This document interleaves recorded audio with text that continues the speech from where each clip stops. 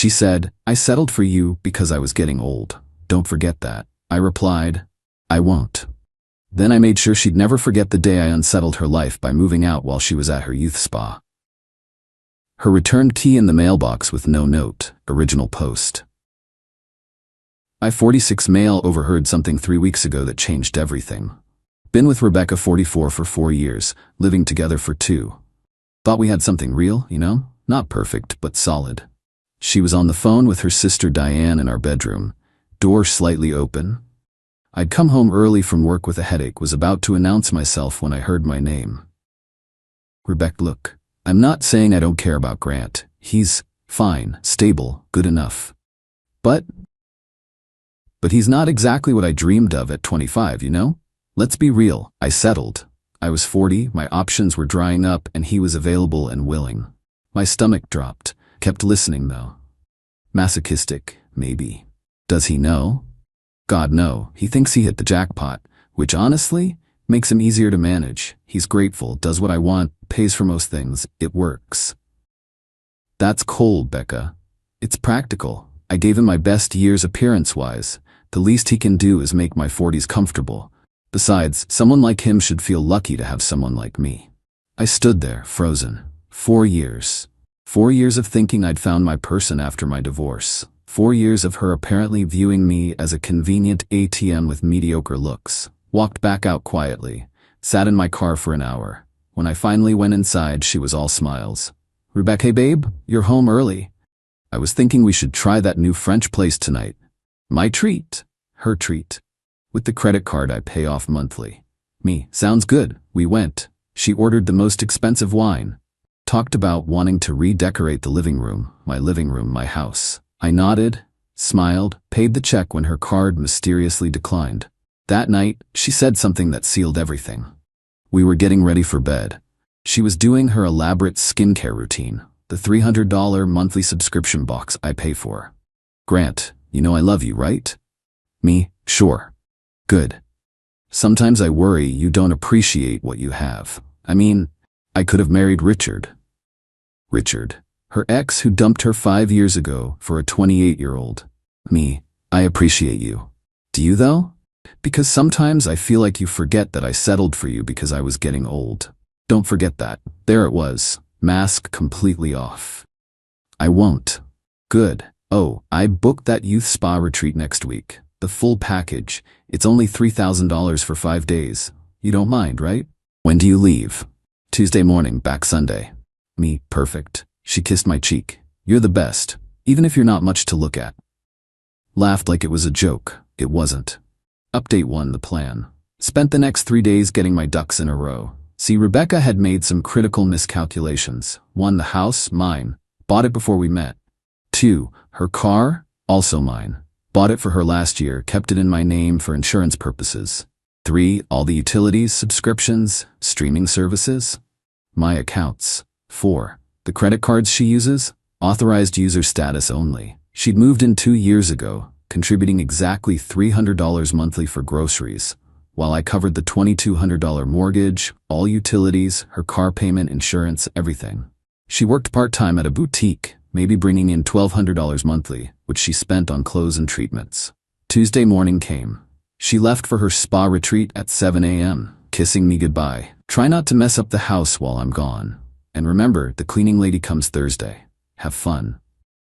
I always do. Oh, and maybe work on yourself while I'm gone? The gym membership I got you is just sitting there unused. The gym membership that she got me. With my credit card. The moment her Uber turned the corner, I got to work.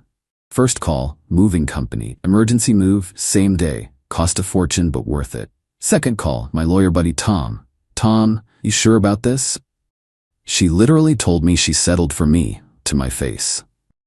Jesus, okay, legally you're clear. She's not on the deed, no formal rental agreement. You can ask her to leave anytime. Not asking, she's at a spa, coming back to reality.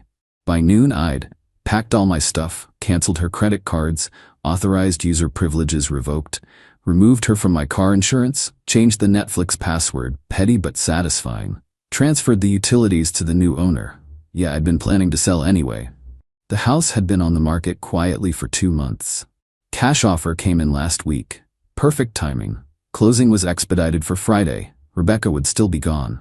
By 3 p.m., my stuff was in my new apartment across town. Nice place. Bachelor pad. View of the river. Then came the careful part. Packed all Rebecca's stuff. Every designer bag, every shoe, every skincare product. Professionally, carefully. Even wrapped the breakables. 23 boxes total. Stored them in a climate-controlled storage unit. First month paid. After that, her problem. Left the storage unit key and info on the kitchen counter with a simple note. Your things. Unit paid through the 15th. Wednesday, got a text from Rebecca. Spa is amazing. Getting a chemical peel. You should see these women, all desperate to look younger. Sad, really. Good thing I still look 35 naturally. Replied, enjoy. Thursday, she called. Rebecca, my card got declined at the spa shop. Can you check what's wrong? Me, might be a system issue. Use your debit card. Fine. This is embarrassing though. Her debit card with her massive $400 checking account balance. Friday was closing day. Signed papers at 9 a.m. New owners taking possession Monday. Rebecca would return Sunday to nothing. But I wasn't done. See, her Instagram was full of posts about living my best life and blessed with luxury, and some women have it all. Photos of her in my house, with my car, at restaurants I paid for, creating this whole fantasy life. I didn't do anything petty like expose her, didn't need to. Reality would do that for me. Saturday morning she called again. Rebecca. Grant, something's wrong with all the cards. I'm trying to pay for my treatments and nothing's working. That's weird. Must be a bank thing. Can you wire me money? This is so embarrassing. I'm actually tied up, can't get to the bank.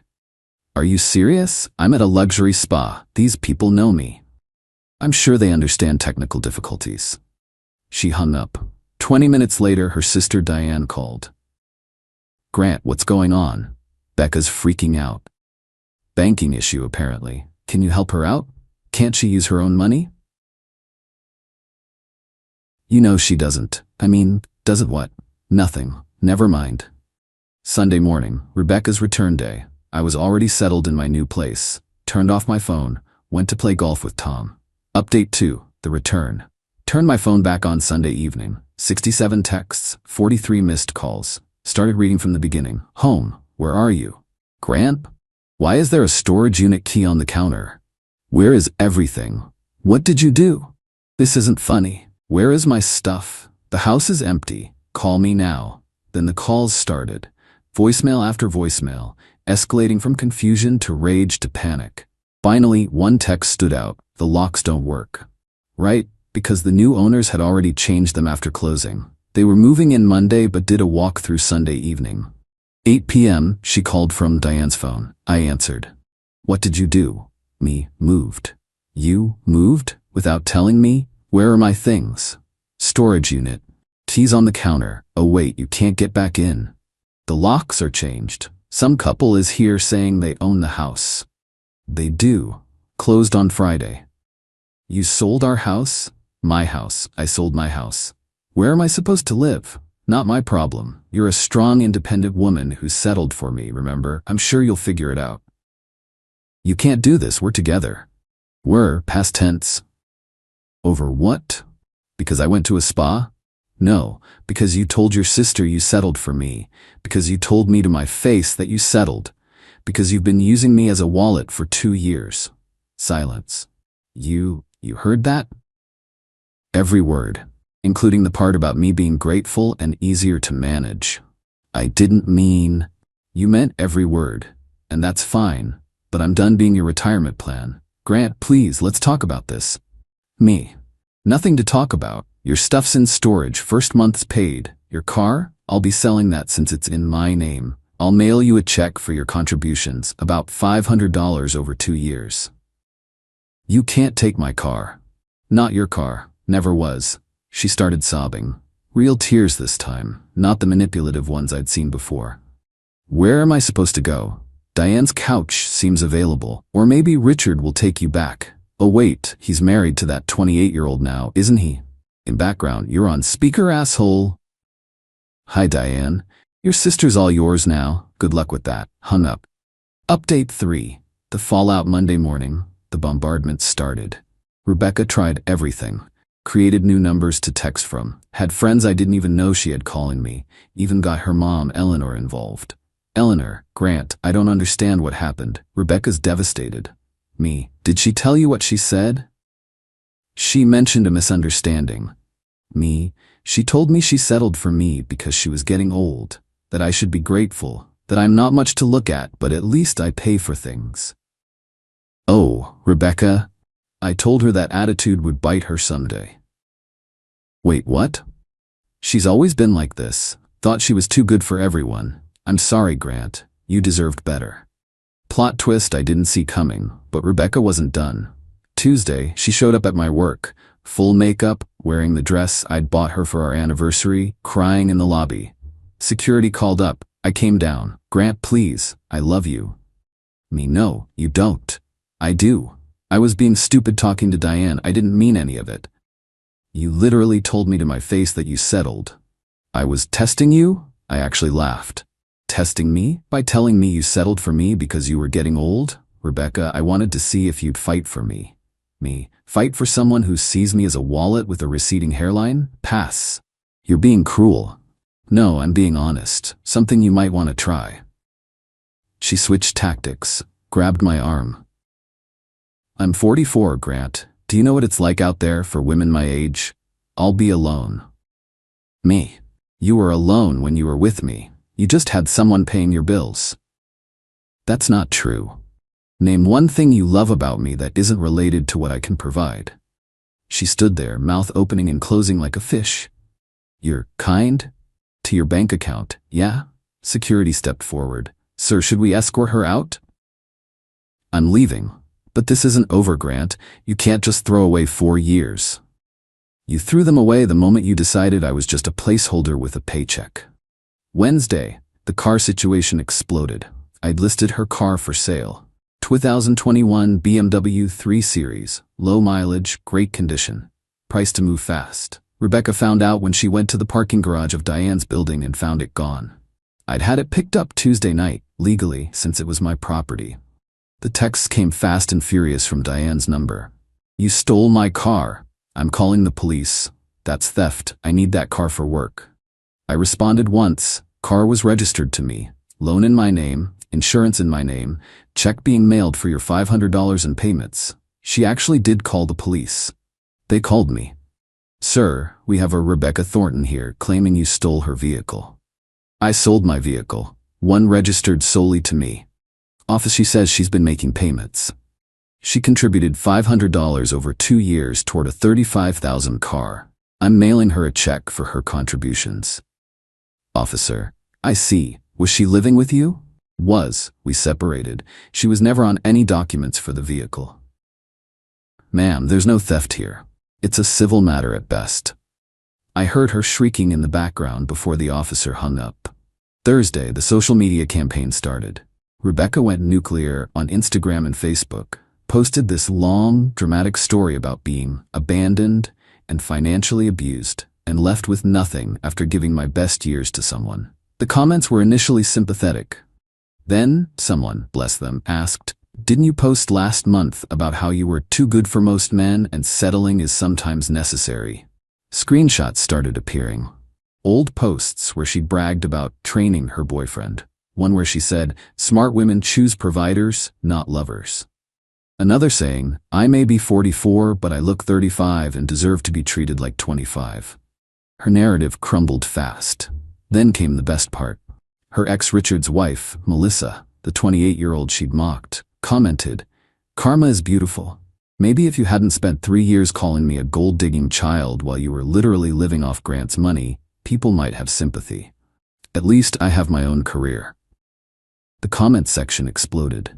Turns out, Rebecca had been nasty to a lot of women over the years, calling them gold diggers while living rent-free in my house.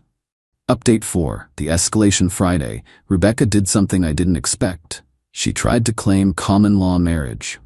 Her new lawyer, apparently Diane's boyfriend's cousin, sent me a letter demanding half of everything based on our common law marriage status. One problem, our state doesn't recognize common law marriage. Tom called the lawyer directly. The conversation, as Tom related it, "Tom, You realize this state hasn't recognized common law marriage since 1996, right? Well, they live together. Living together doesn't create property rights without a written agreement. Your client was a guest in my client's home. She contributed to household expenses. $300 a month for groceries while living rent-free in a $400K house? That's not contribution, that's charity from my client. We'll see what a judge says. Sure, and when your client loses, she'll owe my client's legal fees, probably around $20. Does she have $20K? The lawyer dropped the case Monday. But Rebecca wasn't done. She showed up at my new apartment building Saturday night. Drunk. The doorman called me. Doorman, Mr. Davidson, there's a woman here claiming to be your wife. I came down. Rebecca was a mess. Makeup smeared, hair disheveled, wearing pajamas and heels. Rebecca, Grant, tell him I'm your girlfriend. Me, ex-girlfriend, and she needs to leave. I have nowhere to go. Still at Diane's? She kicked me out, said I was toxic. Her own sister. Wow, please, just one night? I'll sleep on the couch. No, I'm 44 years old and homeless. You're 44 with a job, a college degree, and presumably some savings from all those years of not paying rent. You're not homeless, you're just facing consequences. She slumped against the wall. I don't have savings. Where did your money go? You made at least $1,200 a month and paid for nothing. Clothes, treatments, the lifestyle I deserved. The lifestyle you couldn't afford. You could afford it. And now I'm choosing not to. The doorman stepped forward. Ma'am, I need you to leave, or I'll call the police. She looked at me one last time. You know what? You're right. You're not much to look at. You're boring, you have no style. I was settling. And yet, I'm the one with a home, a car, and dignity. Have a nice life, Rebecca. Update 5, the aftermath. It's been 3 weeks since that night at my apartment building. The car sold for $28. I mailed Rebecca a check for $500 as promised. She cashed it immediately. According to the grapevine, Tom's wife knows everyone. Rebecca's living situation has been interesting. Week 1, Diane took her back after the drunk incident, but with conditions. Rebecca had to get a full-time job and pay rent. Week 2, Rebecca got fired from the boutique for missing too many shifts during her spa week and subsequent meltdown period. Diane gave her an ultimatum. Find a job in 2 weeks, or get out. Week 3, Rebecca apparently reached out to Richard. You know, the ex who dumped her. His wife Melissa posted on Facebook. When the ex who called you a child bride gold digger asks your husband for a loan, the audacity is astronomical. Yesterday, I ran into Rebecca's mom Eleanor at the grocery store. Eleanor, Grant, how are you? Good, thanks. You? Oh, you know, Rebecca's moved back home temporarily. Sorry to hear that. Don't be. She needed this wake-up call 20 years ago. I partly blame myself. Her father and I spoiled her. Always told her she was special, deserved the best, never made her work for anything. Me. Still, it must be hard. Eleanor, what's hard is watching your 44-year-old daughter throw a tantrum because we won't pay for her Botox. She actually said we were sabotaging her chances of finding another provider. Another provider, not partner, provider. We chatted a bit more. Eleanor mentioned Rebecca was applying for jobs but kept being insulted by the salaries offered. Eleanor, she turned down a manager position at Macy's because it only paid $45K. I asked her what she thought she was worth with her 10-year-old marketing degree and sporadic retail experience. What did she say? That she was worth whatever a man was willing to pay for her appearance. I told her that ship had sailed and she better learn to swim. Brutal honesty from Mom. Last night, I got one final text from a number I didn't recognize. This is Rebecca, using Mom's phone. I wanted you to know I started therapy, not to get you back, but to figure out how I became this person. I'm sorry for what I said. You deserved better. I know that doesn't fix anything, but I wanted you to know. I didn't respond. There was nothing to say. Final update. It's been 2 months now since I moved out while Rebecca was at her youth spa. Life's different, quieter, cheaper, definitely, but also lighter? Like I didn't realize how heavy the constant, subtle disrespect was until it was gone. I joined a cooking class, something Rebecca always mocked. Why learn when we can just order in? Met some cool people. Started playing poker with Tom and some guys from work every Thursday. Got back into woodworking, which Rebecca had called pedestrian. Even started dating a bit. Nothing serious yet. Had coffee with Angela for my cooking class. She insisted on paying for her own latte. Nearly forgot what that felt like. The Rebecca updates have slowed down, but I heard through Eleanor, who I still run into occasionally, that she's working full-time at a call center, $35K a year. Still living with her parents. Quit therapy after 3 sessions because the therapist didn't understand her worth. Tried to start a dating coach Instagram business called High Value Women. 12 followers, mostly bots. Her bio still says CEO, entrepreneur, lifestyle curator. The storage unit? She never picked up her stuff. It got auctioned last month for non-payment. I heard from the facility manager that it went for $200 to someone looking for designer bags to resell. 23 boxes of her essential belongings sold to a stranger for less than one of her facial treatments. The funniest part? Last week, Rebecca created a TikTok video about how to spot a narcissist. In it, she describes someone who abandons you without warning and uses financial control as abuse and lacks empathy. The comments were not kind. Someone found her old Instagram posts and created a response video titled "Woman Who Admitted to Settling Calls Ex-Narcissist for Not Accepting It." It has 100K views. But here's the thing, I'm not angry anymore. Not even bitter. Rebecca gave me an incredible gift, actually. She showed me exactly what I don't want in a partner. She taught me that being alone is infinitely better than being with someone who sees you as less than. Do I regret the 4 years? Sometimes. But mostly I'm grateful I heard that phone call. Grateful she was careless enough to say it out loud. Grateful she literally told me to my face that she settled. Because if she hadn't, I might have married her. Might have spent another 20 years being subtly belittled, financially drained, and emotionally diminished. Might have never known what it felt like to be genuinely valued. Instead, I'm 46, single, and actually happy. I've got my own place with a river view. My savings account is recovering nicely. I can watch whatever I want on TV without commentary about my basic taste. I can go to the gym or not without passive-aggressive comments about my dad bod. And the best part, when Angela laughed at my dumb joke over coffee, it was genuine.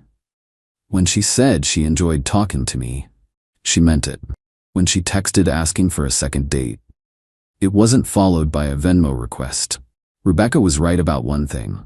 She did settle for me, but not the way she thought. She settled for using someone instead of being with them. She settled for a transactional relationship instead of a real one. She settled for seeing herself as a prize to be won rather than a partner to grow with. And me? I unsettled, literally and figuratively. Packed up my life while she was injecting God knows what into her face. Left her the storage key and nothing else. Let her come home to the reality she created. One where she was too good for the man paying her bills. The mailbox? Still there at the old house. New owners mentioned they got some mail for Rebecca last week. They marked it "Return to sender, no longer at this address." Seems fitting. People ask if I feel bad about how it ended, about leaving her with nothing. But I didn't leave her with nothing. I left her with exactly what she brought to the relationship, herself. And if that feels like nothing to her, well, that's something she needs to work out in therapy. Or not. Not my problem anymore. Best $3,000 spa treatment I ever paid for. It gave me a 5-day window to reclaim my life. Money well spent. Edit, since some asked, yes, this is legal.